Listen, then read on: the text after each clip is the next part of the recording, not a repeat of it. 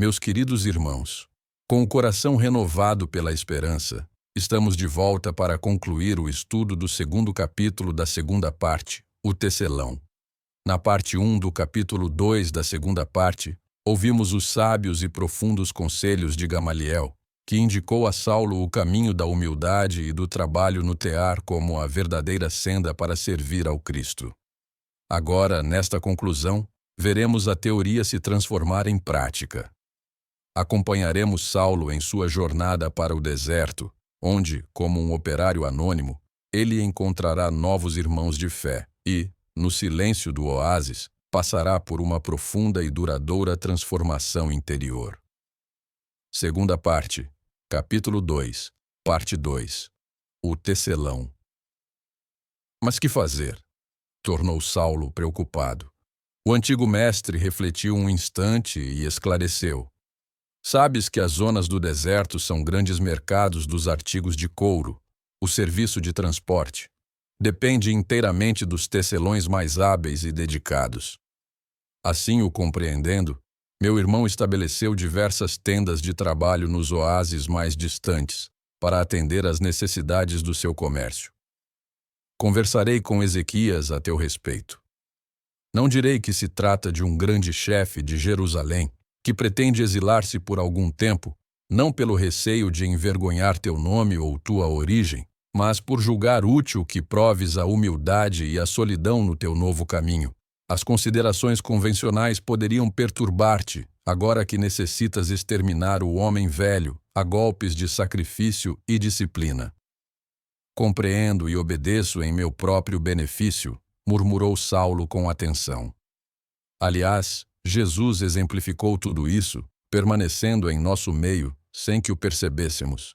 O moço tarsense pôs-se a meditar na elevação dos alvitres recebidos. Iniciaria uma existência nova, tomaria o tear com humildade.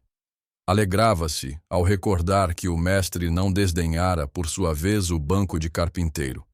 O deserto lhe proporcionaria consolação, trabalho, silêncio. Ganharia não mais o dinheiro fácil da admiração indevida, mas os recursos necessários à existência, com o subido valor dos obstáculos vencidos. Gamaliel tinha razão. Não era lícito rogar o favor dos homens quando Deus lhe havia feito o maior de todos os favores, iluminando-lhe a consciência para sempre. É verdade que em Jerusalém havia sido cruel verdugo, mas contava apenas 30 anos. Buscaria reconciliar-se com todos a quem havia ofendido no seu rigorismo sectário. Sentia-se jovem, trabalharia para Jesus enquanto lhe restassem energias. A palavra carinhosa do ancião veio arrancá-lo das profundas cismas. Tens o Evangelho? Perguntou o velhinho com bondoso interesse. Saulo mostrou-lhe a parte fragmentária que trazia, explicando-lhe o trabalho que teve em Damasco, para copiá-la dos manuscritos do generoso pregador que lhe curara a cegueira repentina. Gamaliel examinou-a com atenção e, depois de concentrar-se longo tempo, acrescentou: Tenho uma cópia integral das anotações de Levi, cobrador de impostos em Cafarnaum, que se fez apóstolo do Messias. Lembrança generosa de Simão Pedro à minha pobre amizade. Presentemente não necessito mais desses pergaminhos que considero sagrados. Para gravar na memória as lições do mestre, procurei copiar todos os ensinos, fixando-os na retentiva para sempre. Já possuo 3 exemplares completos do Evangelho, sem a cooperação de escriba algum. Desse modo, por considerar a dádiva de Pedro como santificada relíquia de nobre afeição, quero depô-la em tuas mãos. Levarás contigo as páginas escritas na Igreja do Caminho, como fiéis companheiras do teu novo trabalho. O ex-rabino escutava-lhe as declarações afetuosas, tomado de profunda emoção. Mas por que desfazer-vos de uma lembrança carinhosa por minha causa? Perguntou sensibilizado. Ficaria muito contente com uma das cópias feitas por vossas mãos. O velho mestre fixou o olhar tranquilo na paisagem e murmurou com voz profética. Cheguei ao fim da carreira, devo esperar a morte do corpo. Se hei de abandonar a dádiva de Pedro a pessoas que lhe não podem reconhecer o valor que lhe atribuímos, é justo entregá-la a um amigo fiel, que pode ajuizar do seu caráter sagrado. Além disso, tenho a convicção de que não mais poderei voltar a Jerusalém. Neste mundo, não me será possível qualquer entendimento direto com os apóstolos galileus, a respeito das luzes que o Salvador derramou em meu espírito. E temo que os adeptos de Jesus te não possam compreender de pronto quando regressares à Cidade Santa.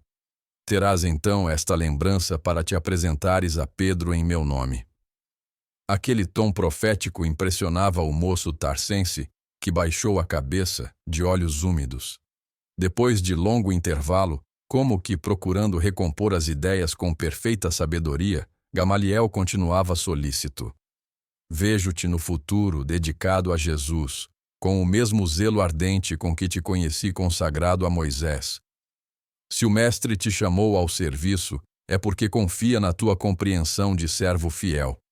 Quando o esforço das mãos te haja granjeado a liberdade para escolheres o novo caminho a seguir, Deus há de abençoar-te o coração, para difundires a luz do Evangelho entre os homens, até ao último dia de vida aqui na terra.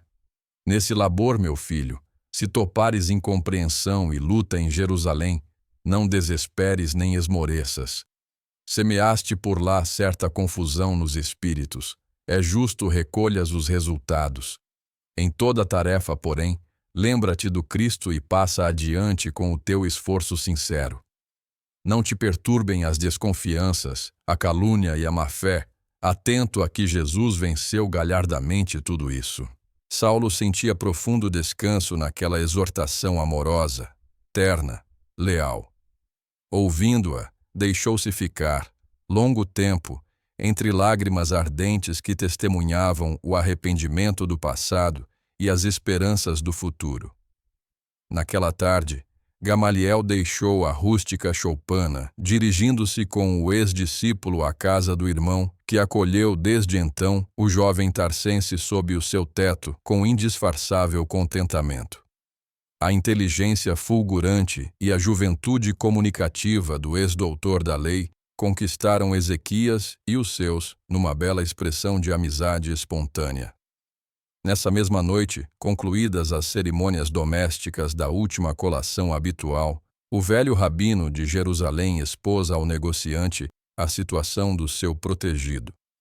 Explicou-lhe que Saulo fora seu discípulo, desde menino, exaltando-lhe o valor pessoal e concluindo com a exposição de suas necessidades econômicas, verdadeiramente críticas. E diante do próprio interessado, que acentuava sua admiração por aquele velhinho sábio e generoso, esclareceu que ele tencionava trabalhar como tecelão nas tendas do deserto, rogando a Ezequias auxiliasse com sua bondade tão nobres aspirações de trabalho e esforço próprios. O comerciante de Palmira admirou-se.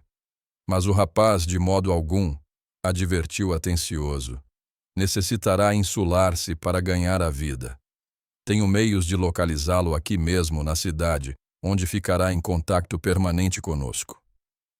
Entretanto, preferiria vosso amparo generoso lá no deserto, acentuou Saulo em tom significativo. Por quê? Indagou Ezequias interessado. Não compreendo mocidades como a tua exiladas nos estendais de areia intermináveis. Os imigrantes do êxodo de Jerusalém, na condição de solteiros, não toleraram os elementos que lhes ofereci nos oásis distantes. Apenas alguns casais aceitaram as propostas e partiram. Quanto a ti, com os teus dotes intelectuais, não compreendo como preferes ser tecelão humilde, segregado de todos. Gamaliel compreendeu que a estranheza do irmão poderia levá-lo a suposições errôneas acerca do jovem amigo, e antes que alguma suspeita injusta se lhe esboçasse ao espírito indagador, ponderou com prudência. Tua pergunta, Ezequias, é natural, pois as resoluções de Saulo inspiram estranheza a qualquer homem prático. Trata-se de um moço cheio de talento, credor de belas promessas e, ao demais, muito instruído. Os menos avisados poderão chegar ao extremo de presumirem na sua atitude o desejo de fugir a consequências de algum crime, mas não há tal. Para ser mais franco, devo dizer que meu antigo discípulo quer consagrar-se, mais tarde, à difusão da palavra de Deus. Achas então que Saulo, se elegesse a carreira da mocidade triunfante da nossa época, preferiria Palmira a Jerusalém? A situação, portanto, não é apenas de necessidade pecuniária, é também de carência de meditação nos problemas mais graves da vida. Bem sabemos que os profetas e homens de Deus foram aos lugares ermos, a fim de sentirem as reais inspirações do Altíssimo, antes de ministrarem, com êxito, a santidade da palavra. Se é assim, replicou o outro vencido. E após meditar alguns momentos, o negociante voltou a dizer: na região que conhecemos por Oásis de Dan, daqui distante mais de 50 milhas, precisamente, instalei há cerca de um mês um jovem casal de tecelões que chegou na última leva de refugiados. Trata-se de Áquila, cuja mulher, de nome Prisca, foi serva de minha esposa. Quando menina, é órfã desamparada. Esses bons operários são, atualmente, os únicos habitantes do oásis. Saulo poderá fazer-lhes companhia. Ali há tendas próprias, casa confortável e teares indispensáveis ao serviço. E qual o sistema do trabalho? Interrogou o jovem tarsense interessado pela nova tarefa.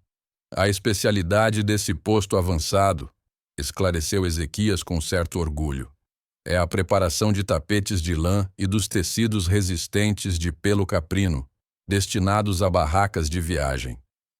Esses artigos são fornecidos por nossa casa comercial, em grande escala, mas, situando a manufatura desse trabalho tão distante, tive em vista as necessidades urgentes dos grupos de camelos de minha propriedade, empregados no meu tráfico comercial com toda a Síria e pontos outros mais florescentes do comércio em geral. Tudo farei por corresponder à vossa confiança, confirmou o ex-rabino confortado. A palestra prosseguiu ainda, longo tempo, no comentário das perspectivas, das condições e vantagens do negócio. Daí a 3 dias, Saulo despedia-se do mestre, debaixo de profunda comoção. Figurava-se-lhe que aquele abraço afetuoso era o último, e até que os camelos da caravana largassem em direção da imensa planície, o jovem envolveu o venerando ancião nas vibrações caridosas do angustioso adeus. No dia imediato, os serviçais de Ezequias, ladeando a extensa fila de camelos resignados, deixavam-no com vultosa carga de couros, na companhia de Áquila e sua mulher, no grande oásis que florescia em pleno deserto. Os 2 operários da pequena oficina receberam-no com as melhores mostras de fraternidade e simpatia. Saulo reconheceu neles, de relance, as mais nobres qualidades espirituais. A mocidade do generoso casal expandia-se em formosas expressões de trabalho e bom ânimo. Prisca desdobrava-se em atividades para assinalar em tudo as preciosidades do seu carinho. Suas velhas canções hebraicas ressoavam no grande silêncio como notas de soberana e harmoniosa beleza. Terminados os serviços domésticos, ei-la junto do companheiro, nas lides do tear, até as horas mais avançadas do crepúsculo. O marido, por sua vez, parecia um temperamento privilegiado, desses que se movimentam sem a presença do aguilhão. Plenamente integrado nas responsabilidades que lhe competiam, Áquila trabalhava sem descanso à sombra das árvores acolhedoras e amigas. Saulo compreendeu a bênção que havia recebido.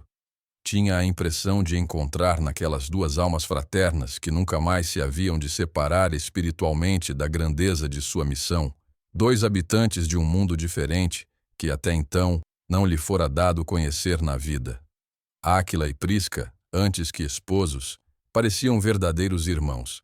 No primeiro dia de esforço conjunto, o ex-doutor da lei observou-lhes o respeito mútuo, A perfeita conformidade de ideias, a elevada noção de deveres que lhes caracterizava as menores atitudes e, sobretudo, a alegria sã que irradiava dos seus menores gestos. Seus costumes puros e generosos encantavam-lhe a alma desiludida das hipocrisias humanas. As refeições eram simples. Cada objeto tinha o seu aproveitamento e lugar adequado, e as palavras, quando saíam do círculo da alegria comum, jamais incidiam em maledicência ou frivolidade. O primeiro dia correu com agradabilíssimas surpresas para o ex-rabino, sequioso de paz e solidão para os seus novos estudos e meditações.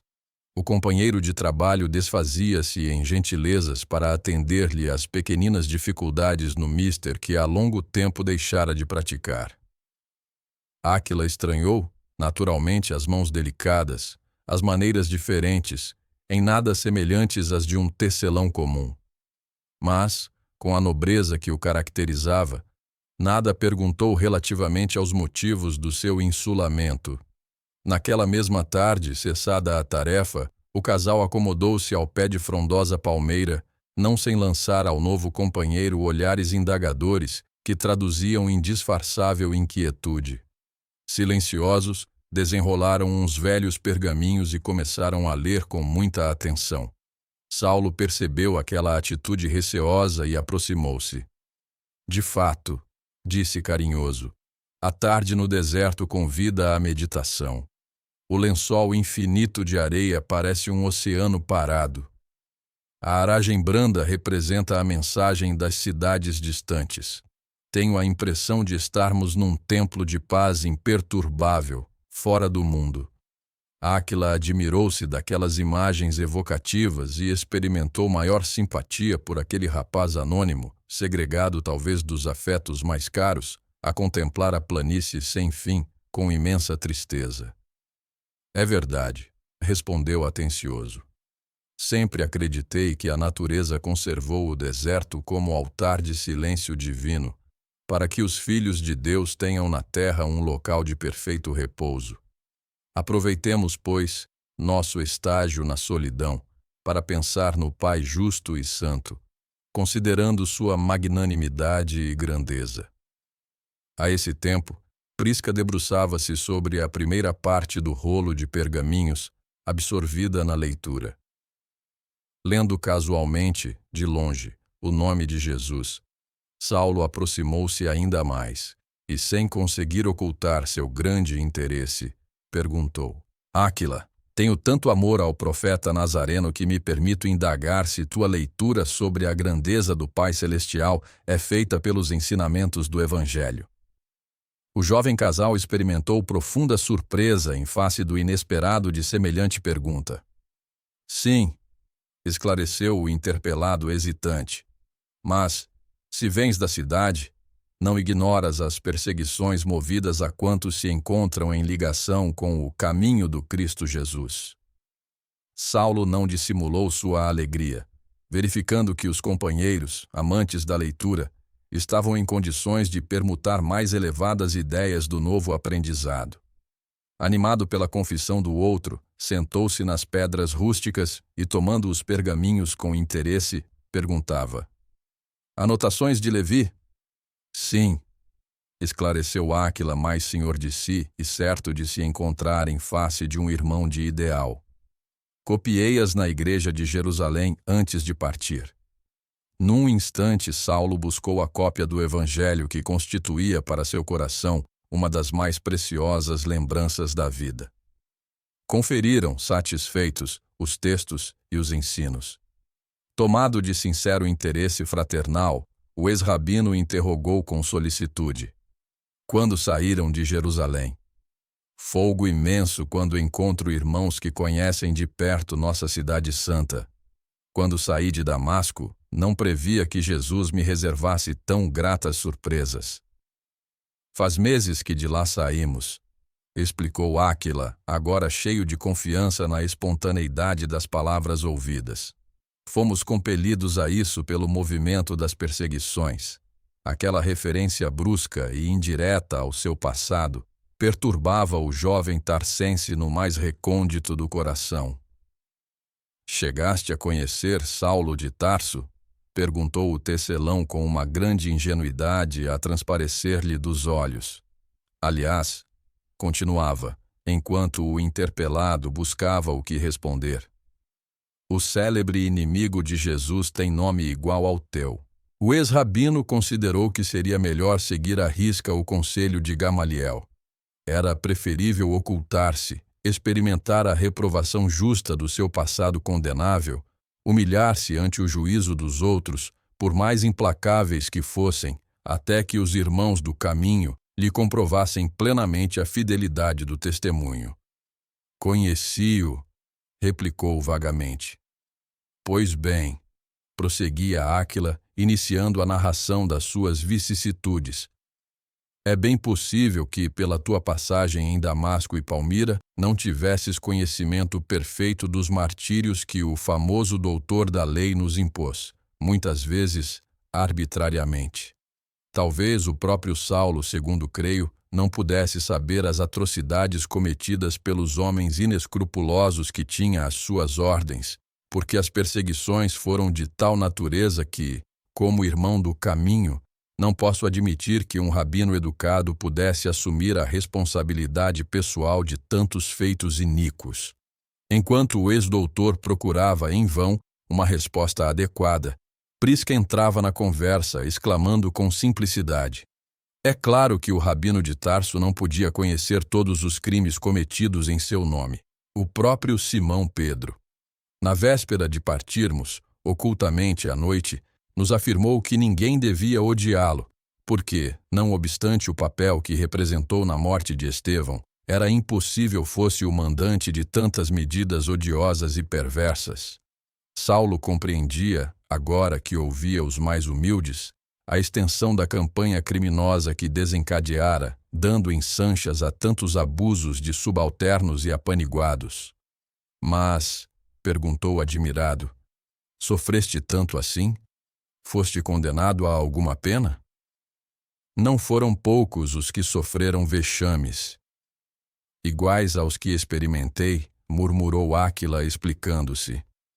Dado o condenável procedimento de uns tantos energúmenos fanáticos, escolhidos como auxiliares prestimosos do movimento.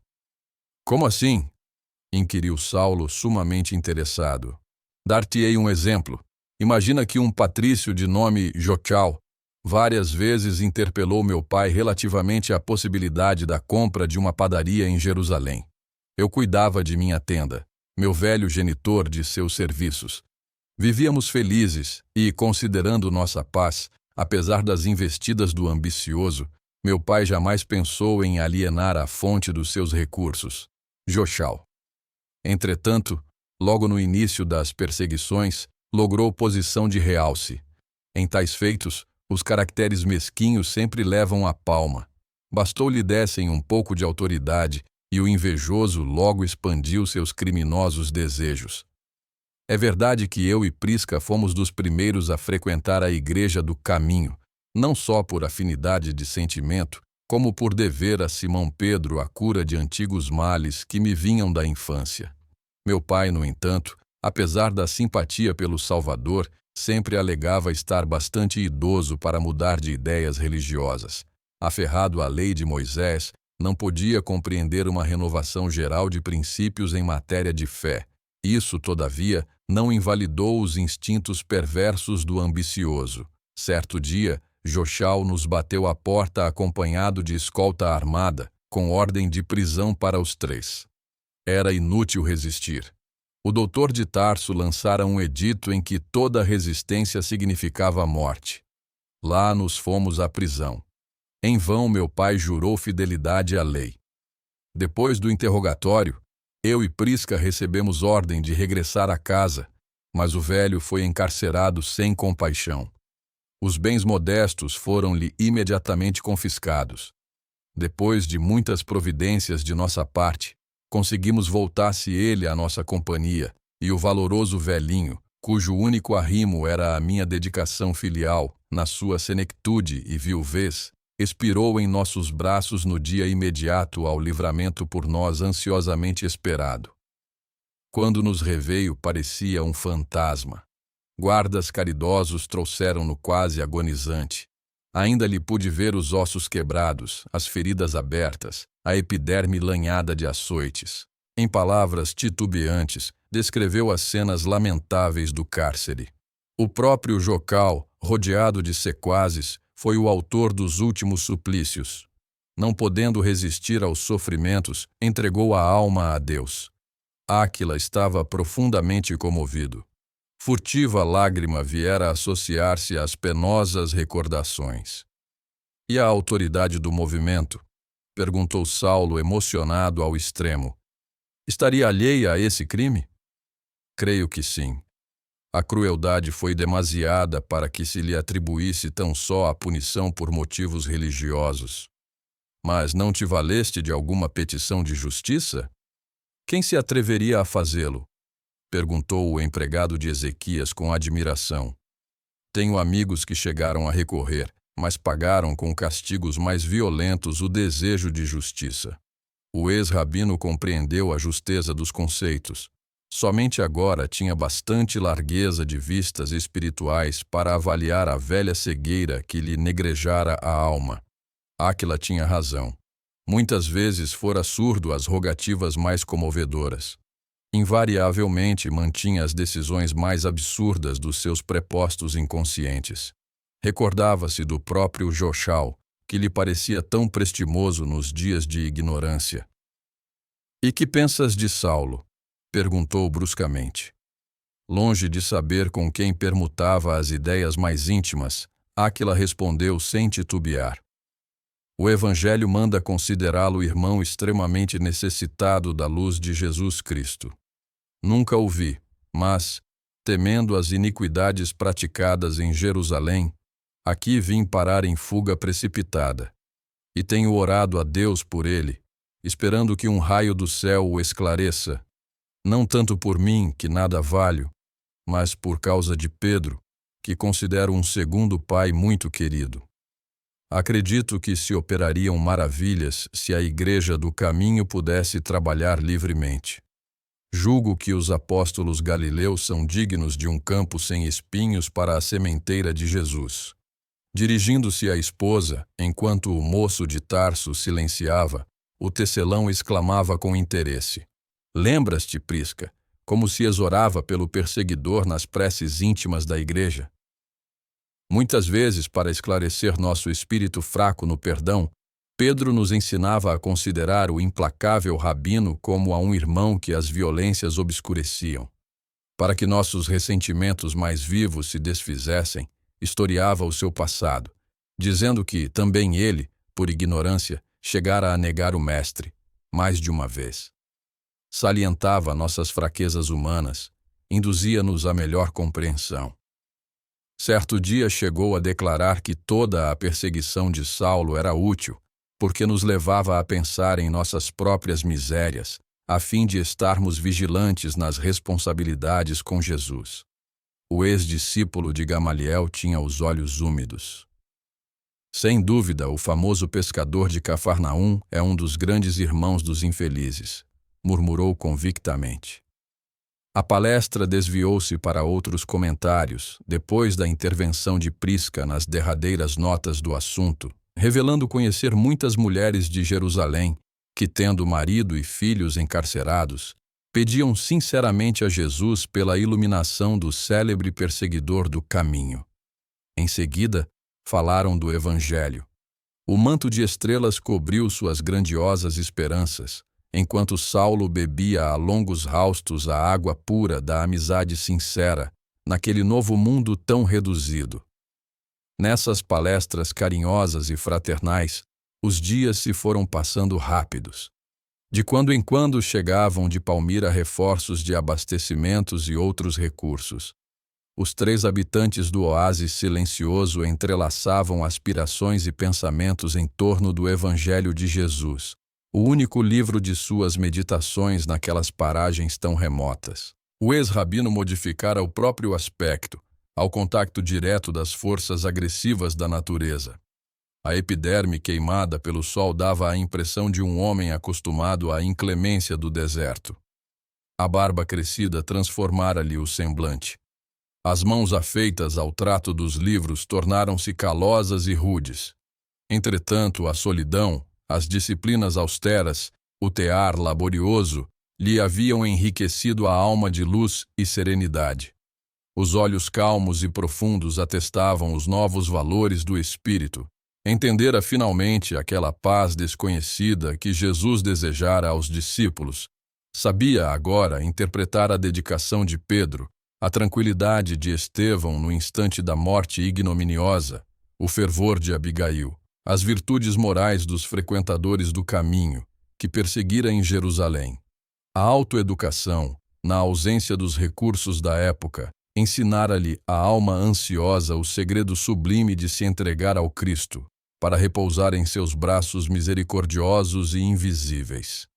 Desde que se consagrara ao Mestre de alma e coração, os remorsos, as dores, as dificuldades como que se afastaram do seu espírito. Recebia todo o trabalho como um bem, toda a necessidade como elemento de ensino.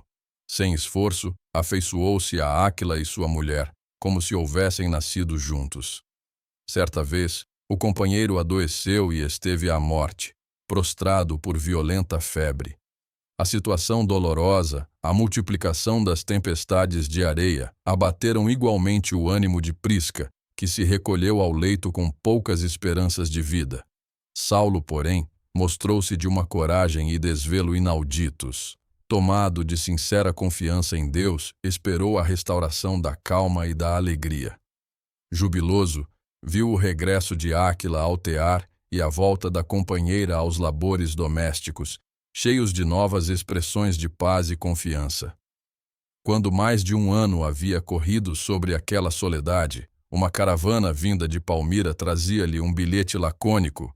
O negociante comunicava-lhe a morte súbita do irmão, aliás de há muito esperada. A partida de Gamaliel para os reinos da morte não deixou de ser uma dolorosa surpresa. O velho mestre, depois do pai, foi o maior amigo que encontrou na vida. Meditou seus últimos conselhos, ponderou-lhe a profunda sabedoria. Ao seu influxo conseguira a paz desejada para ajustar-se à situação espiritual necessária, de maneira a reorganizar a existência. Nesse dia, pensamentos de profunda saudade martirizaram-lhe a alma sensível. À tarde, após a refeição e na hora das meditações costumeiras, o ex-rabino contemplou o casal com ternura maior a transparecer dos olhos francos. Cada qual se engolfava na meditação do Evangelho divino, quando o moço tarcense falou com certa timidez, em desacordo com seus gestos resolutos.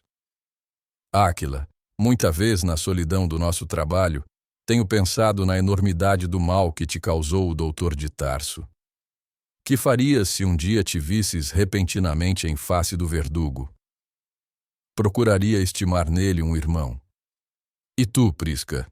Perguntou a mulher que o fixava curiosa. Seria ótima ocasião para testemunhar o amor que Jesus exemplificou em suas lições divinas. O ex-doutor da lei recobrou a serenidade e, alteando a voz, exclamou convictamente: Sempre considerei que um homem, chamado a administrar, responde por todos os erros de seus prepostos, no que toca ao plano geral dos serviços. Portanto, no meu modo de pensar, não culparei tanto a Diocal que se arvorou em criminoso vulgar, abusando de uma prerrogativa que lhe foi conferida para a execução de tantas vinganças torpes. A quem imputarias, então, o assassínio de meu pai? Perguntou Áquila, impressionado, enquanto o amigo fazia ligeira pausa. Julgo que Saulo de Tarso deveria responder pelo processo. É verdade que ele não autorizou o feito cruel, mas tornou-se culpado pela indiferença pessoal quanto aos detalhes da tarefa que competia ao seu tirocínio. Os cônjuges entraram a meditar no motivo de tais perguntas, enquanto o moço se calava, retraído. Por fim, com voz humilde e comovedora, recomeçou a falar. Meus amigos, sob a inspiração do Senhor, é justo confessarmos-nos uns aos outros. Minhas mãos calejadas no trabalho, meu esforço por bem aprender as virtudes da fé, que ambos têm exemplificado a meus olhos, devem ser um atestado da minha renovação espiritual. Sou Saulo de Tarso, o sanhoso perseguidor, transformado em servo penitente.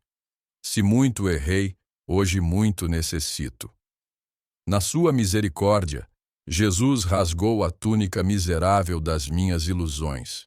Os sofrimentos regeneradores chegaram-me ao coração, lavando-o com lágrimas dolorosas. Perdi tudo o que significava honrarias e valores do mundo por tomar a cruz salvadora e seguir o Mestre na trilha da redenção espiritual. É verdade que ainda não pude abraçar-me ao madeiro das lutas construtivas e santificantes, mas persevero no esforço de negar-me a mim mesmo, desprezando o passado de iniquidades para merecer a cruz da minha ascese para Deus. Áquila e a mulher contemplavam-no com assombro. Não duvideis da minha palavra, continuou de olhos úmidos. Assumo a responsabilidade dos meus tristes feitos. Perdoem-me, porém, levando em conta a minha ignorância criminosa. O tecelão e a esposa compreenderam que as lágrimas lhe sufocavam a voz. Como que tolhido por singular emoção, Saulo começou a chorar convulsivamente. Áquila aproximou-se e abraçou-o. Aquela atitude carinhosa parecia agravar a contrição penosa, porque o pranto jorrou mais abundante. Recordou o momento em que encontrara a afetividade sincera de Ananias e, sentindo-se ali, nos braços de um irmão, deixou que as lágrimas lhe lavassem plenamente o coração. Sentia necessidade de expandir sentimentos afetuosos. A velha vida de Jerusalém era convencionalismo e secura. Como doutor destacado, tivera muitos admiradores, mas em nenhum chegara a sentir afinidades fraternas. Naquele recanto do deserto, porém, o quadro era outro. Tinha à frente um homem digno e honesto, companheiro dedicado e trabalhador, antiga vítima das suas perseguições inflexíveis e cruéis. Quantos, como Áquila e sua mulher, não estariam dispersos no mundo, comendo o pão amargo do exílio por sua causa? Os grandes sentimentos nunca povoam a alma de uma só vez em sua beleza integral. A criatura envenenada no mal é qual recipiente de vinagre, que necessita ser esvaziado pouco a pouco. A visão de Jesus constituía um acontecimento vivo e morredouro, mas para que pudesse compreender toda a extensão dos seus novos deveres, impunha-se-lhe o caminho estreito das provas ríspidas e amargosas. Vira o Cristo, mas para ir ter com ele, era indispensável voltar atrás e transpor abismos. As desilusões da sinagoga de Damasco, o reconforto junto dos irmãos humildes sob a direção de Ananias, a falta de recursos financeiros, os conselhos austeros de Gamaliel, o anonimato, a solidão, o abandono dos entes mais caros, o tear pesado sob o sol ardente, a penúria de todo e qualquer conforto material, a meditação diária nas ilusões da vida, tudo isso representara auxílio precioso para sua decisão vitoriosa. O Evangelho funcionara como lâmpada na jornada difícil, para o descobrimento de si mesmo, a fim de ajuizar as necessidades mais prementes. Abraçando-se estreitamente ao amigo, que buscava enxugar-lhe as lágrimas, recordava-se de que em Damasco, após a grande visão do Messias, talvez ainda guardasse no íntimo o orgulho de saber ensinar, o amor à cátedra de mestre em Israel, a tendência despótica de obrigar o semelhante a pensar com ele, ao passo que agora podia examinar o passado culposo e sentir o júbilo da reconciliação, dirigindo-se com humildade à sua vítima. Naquele instante teve a impressão de que Áquila representava a comunidade de todos os ofendidos por seus desmandos cruéis. Serenidade branda enchia-lhe o coração. Sentia-se mais distanciado do orgulho, do amor próprio, das ideias amargas, dos remorsos terríveis. Cada gota de pranto era um pouco de fel que expungia da alma, renovando-lhe as sensações de tranquilidade e de alívio. Irmão Saulo, disse o tecelão sem ocultar seu júbilo, regozijemo-nos no Senhor, porque como irmãos estávamos separados e agora nos encontramos juntos novamente. Não falemos do passado, comentemos o poder de Jesus que nos transforma por seu amor. Prisca, que também chorava, interveio com ternura. Se Jerusalém conhecesse esta vitória do Mestre, renderia graças a Deus. Sentados os três sobre a relva rala do oásis, ao sopro do vento que abrandava os rigores da tarde quente, irmanados na sublimidade da fé comum, o moço tarsense narrou-lhes o sucesso inolvidável da jornada de Damasco, revelando as profundas transformações da sua vida. O casal chorou de emoção e alegria ouvindo o feito da misericórdia de Jesus, que, a seus olhos piedosos, não representava apenas um gesto de carinho ao servo desviado, mas uma bênção de amor para a humanidade inteira. Daí por diante, a tarefa lhes parecia mais leve, as dificuldades menos penosas. Nunca mais passou um crepúsculo sem que comentassem a dádiva gloriosa do Cristo às portas de Damasco. Agora que o Mestre nos reuniu, exclamava Áquila satisfeito, saiamos do deserto, proclamemos os favores de Jesus pelo mundo inteiro. Eu e Prisca não temos muitas obrigações de família. Com a morte de meu pai, estamos sós no tocante aos deveres mais pesados, e é razoável não perdermos o ensejo de auxiliar a difusão da Boa Nova. Além das lições de Levi, temos agora a visão de Jesus ressuscitado, para ilustrar nossa palavra. Depois de muito tempo, às vésperas de retornarem à luta nos grandes centros populosos, em lhes ouvindo os apelos entusiásticos, Saulo indagou dos projetos que acalentavam. Desde a tua revelação, exclamou o tecelão confiante e esperançoso, alimento um grande ideal. Parece incrível à primeira vista, mas antes de morrer, sonho ir a Roma e anunciar o Cristo aos irmãos da velha lei. Tua visão no caminho de Damasco enche-me de coragem. Narrarei o fato aos mais indiferentes e darei um pouco de luz aos mais insensatos. Como servidor humilde dos homens, saberei dedicar-me aos interesses do Salvador. Mas, quando pretendes partir? Quando o Mestre rasgar o caminho com o primeiro ensejo. Isto posto, abandonaremos Palmira. Depois de uma pausa em que Saulo se conservava pensativo, o outro murmurou, por que não vais conosco a Roma? Ah, se eu pudesse, disse o ex-rabino dando a entender o seu desejo. Julgo que Jesus desejará ver-me, antes de tudo, inteiramente reconciliado com quantos ofendi em Jerusalém. Além disso, preciso rever meus pais, matando as saudades do coração. Com efeito, depois da passagem da grande caravana que lhes trazia os substitutos, servidos de um camelo, os três irmãos do caminho deixaram o oásis em direção a Palmira, onde a família de Gamaliel os acolheu com desvelado carinho.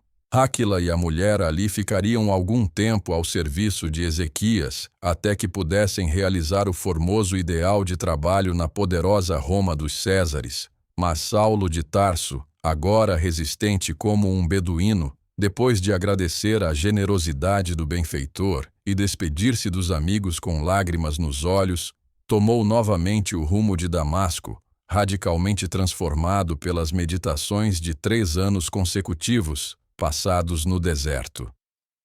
Fim da parte 2 do capítulo 2, segunda parte.